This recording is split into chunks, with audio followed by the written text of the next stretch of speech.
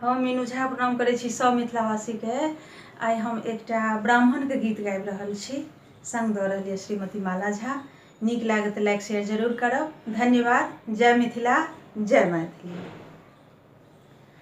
हम सपना जे देखलहुँ भवन मामे, हम सपना जे देखलहुँ भवन मामे, ब्राह्मण बाबू छथि ठाढ़ आंगन मामे, ब्राह्मण बाबू छथि ठाढ़ आंगन मामे।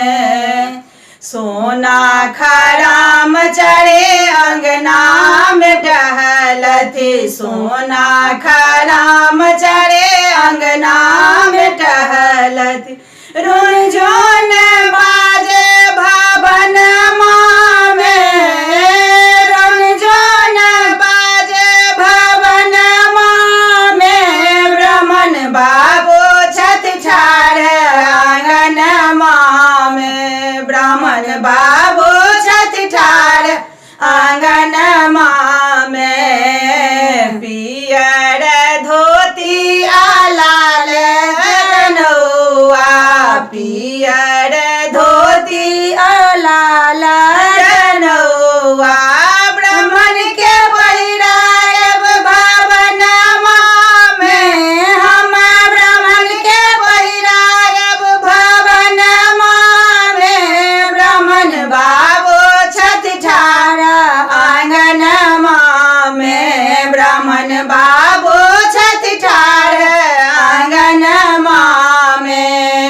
सोन सुराहे गंगा जल पानी, सोना सुराहे गंगा जल पानी, चरण पखार भवन मामे, हम चरण पखारब भवन मामे, ब्राह्मण बाबू छथि ठाढ़ आंगन मामे, ब्राह्मण बाबू छथि ठाढ़ आंगन मामे।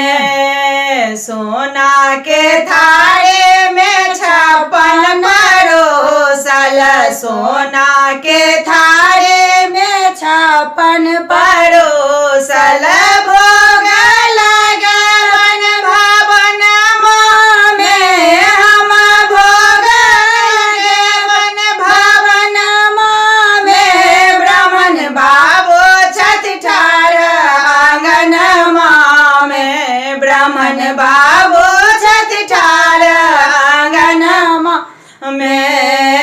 कंचन थारे कर्पूर के बाते, कंचन थारे कर्पूर के बाते, आरती उतारब भवन मामे, हम आरती उतारब भवन मामे, ब्राह्मण बाबू छथि ठाढ़ आंगन मामे, ब्राह्मण बाबू छथि ठाढ़ आंगन मामे।